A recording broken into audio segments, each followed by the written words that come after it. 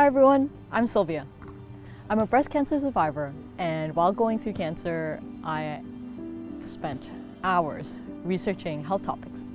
People started asking me about the research that I did, so I created this channel so I can share my insights with you and be an extra health buddy. Today, this video's topic is all about body scrub. Let's get into what it can do for you, what to look out for in terms of bad chemicals, and more importantly, what to look out for that can be good for you. This is going to be a pretty short video, so let's dive into it.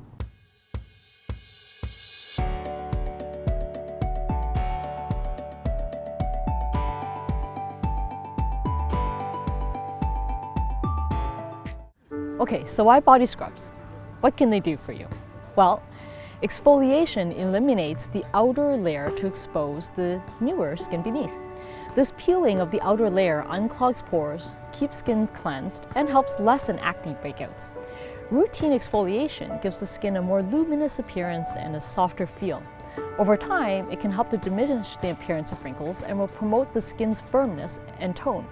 It can even enhance blood circulation, help to eliminate toxins, and rid skin of dry patches and support the breakdown and presence of cellulite. Scrub can also play a role in cancer care. Cancer patients go through a lot of skin issues as side effects of treatment.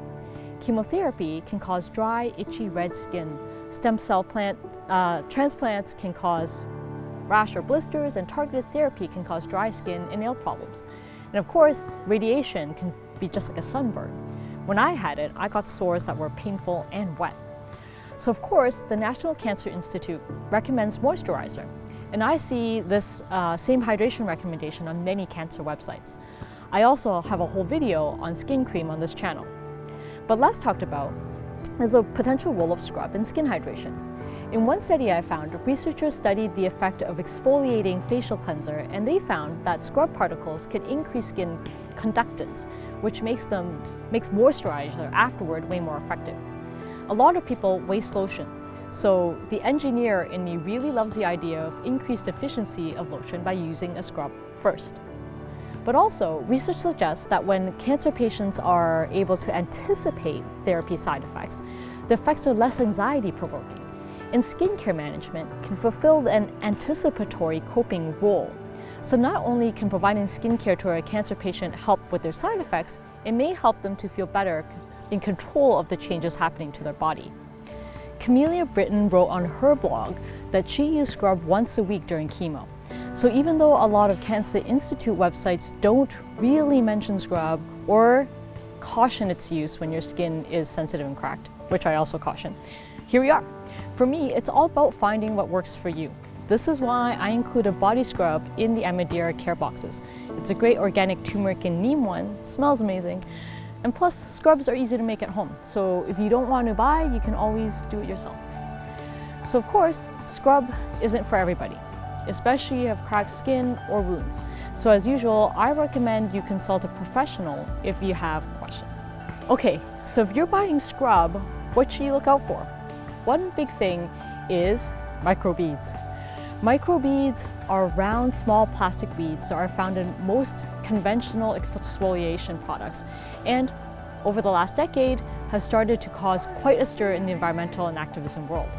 Truth be told, there's validity to this outrage. The plastic waste from these microbeads, which unfortunately are not filtered out of water systems during treatment, it's killing our marine life. In 2013, a study showed that there were 1,000 to 1.7 million plastic microparticles per square mile of the Great Lakes. That's so sad. And not only are microplastic beads detrimental to fish, but they're also bad for our faces. Microbeads can produce eye irritation and increase the risk of rosacea.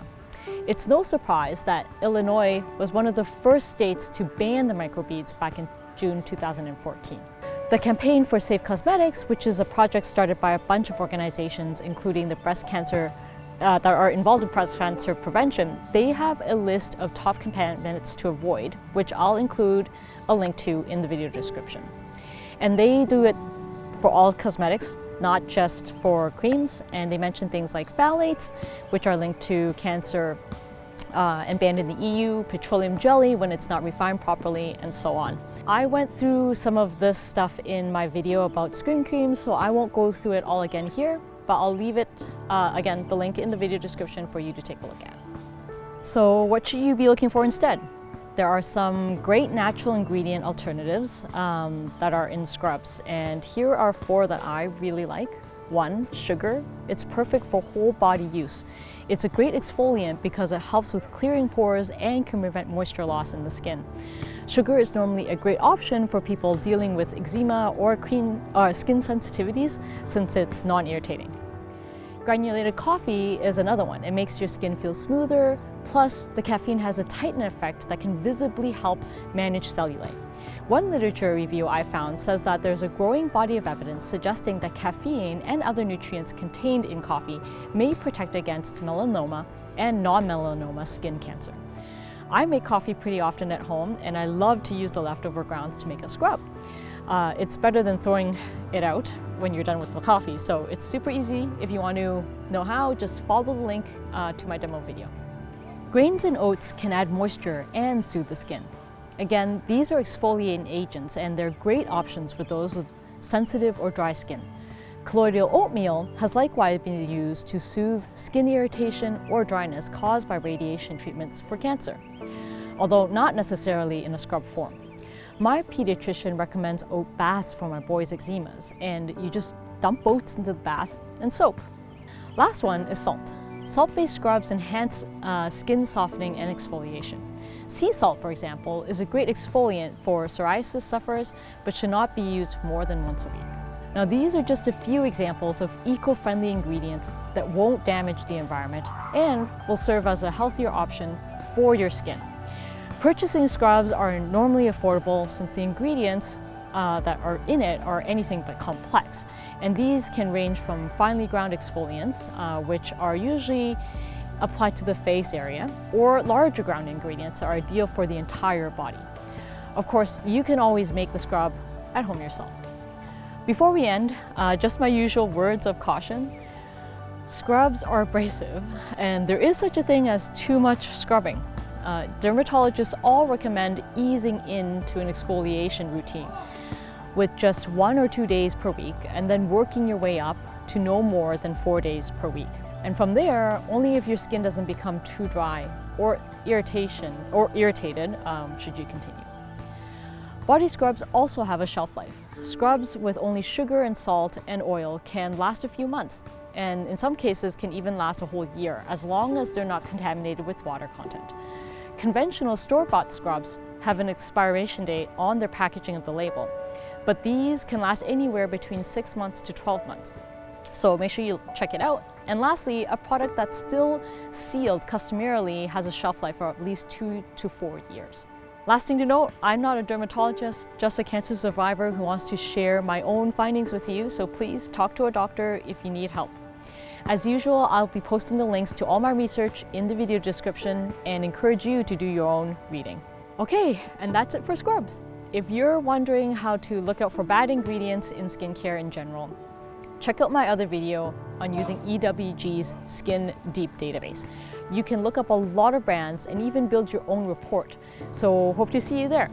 And there's also my other video with an easy DIY coffee scrub recipe. If you like this video, remember to subscribe for more. Take care.